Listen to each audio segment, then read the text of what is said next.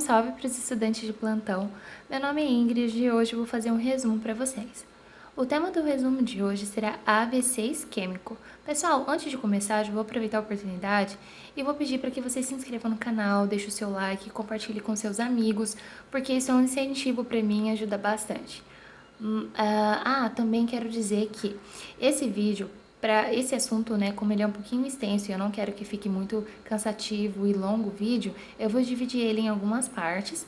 E no final dessa série aí de AVC, né, tanto isquêmico quanto hemorrágico, eu mostro para vocês melhor o resumo, o que está escrito, quais são os conceitos para a gente dar uma recapitulada. Tudo bem? Quem quiser também esse desenho, eu coloco todas as fotos lá no Instagram dos meus resumos.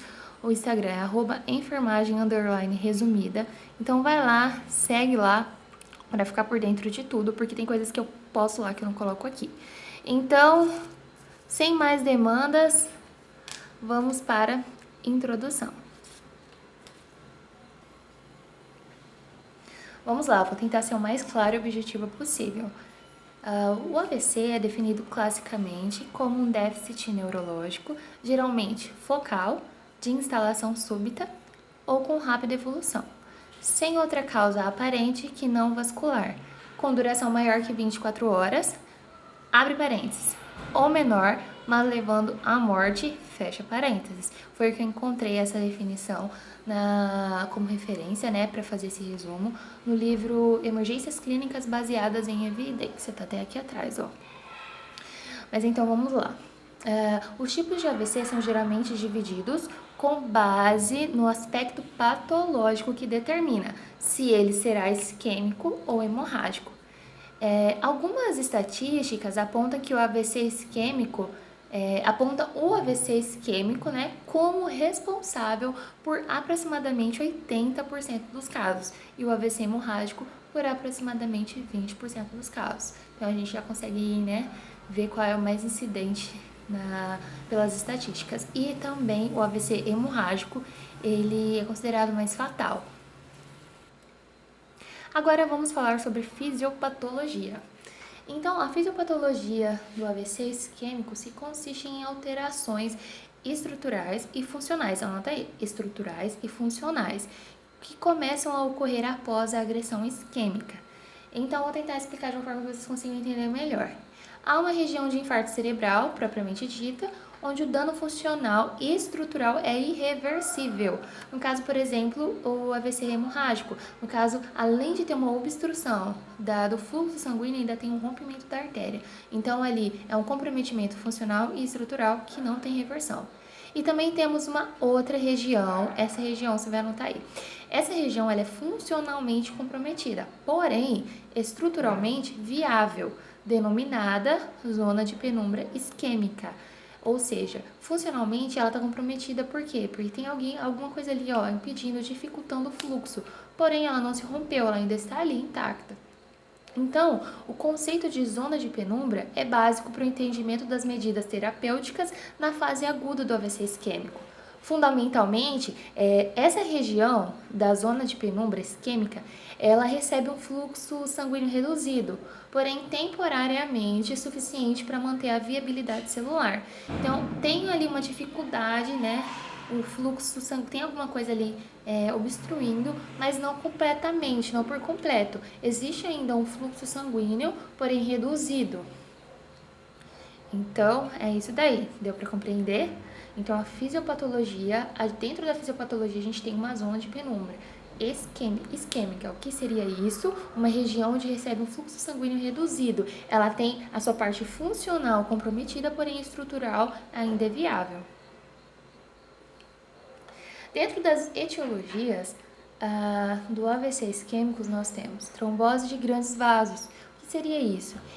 A trombose de grandes vasos está especialmente relacionada à doença aterosclerótica, daí o eventual uso da expressão mecanismo aterotrombótico. Tá, você não lembra o que é aterosclerose?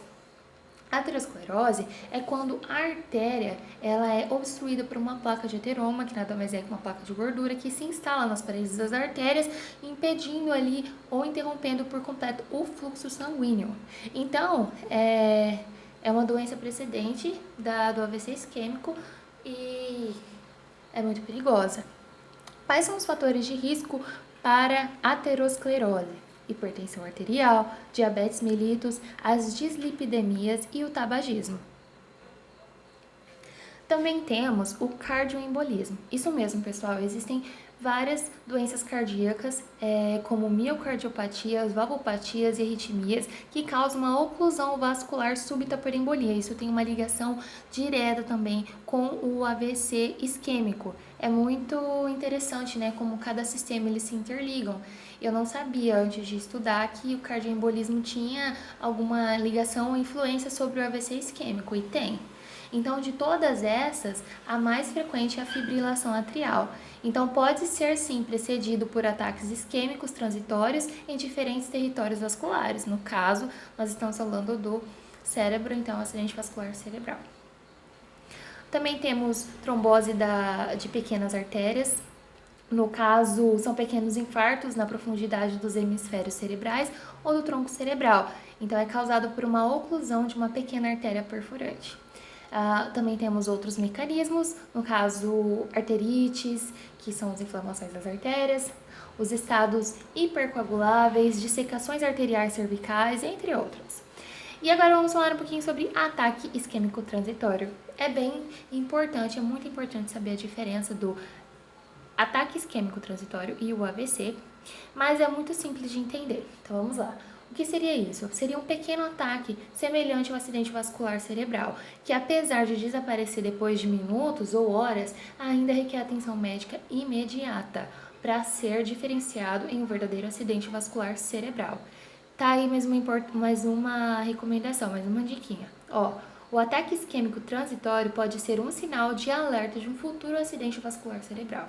Então é muito importante ficar atento, porque pode ser bem semelhante, mas ele é reversível. Então vamos lá. Os sintomas incluem fraqueza em um lado do corpo, problemas de visão, fala arrastada. Eles são transitórios e costumam desaparecer em 24 horas, como eu havia falado.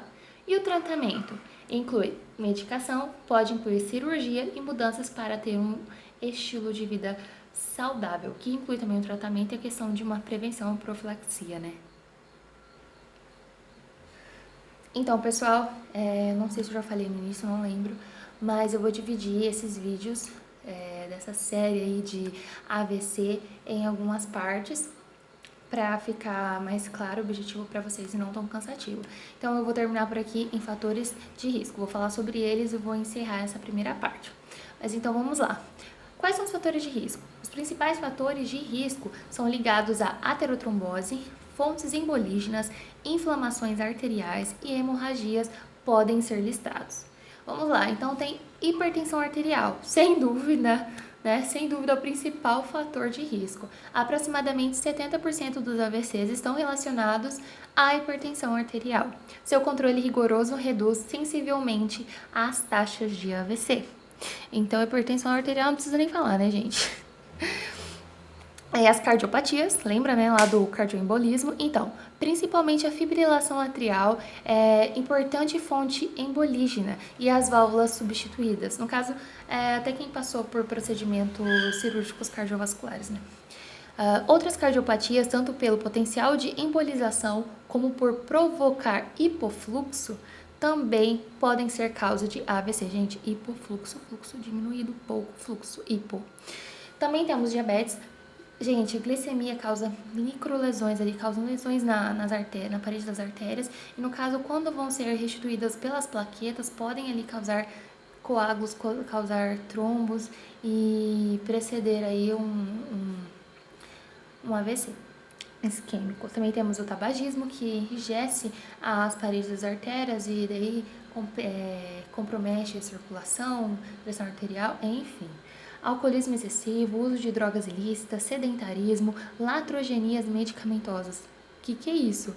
Por exemplo, uso incorreto de anticoagulantes, hormônios ou procedimentos e intervenções nas artérias são fatores de riscos em potencial para o AVC isquêmico. Então, pessoal, a gente vai ficar por aqui essa primeira parte. Não esquece de deixar o seu like, compartilha com os amigos, se inscreve no canal e até breve, até a parte 2. Bons estudos!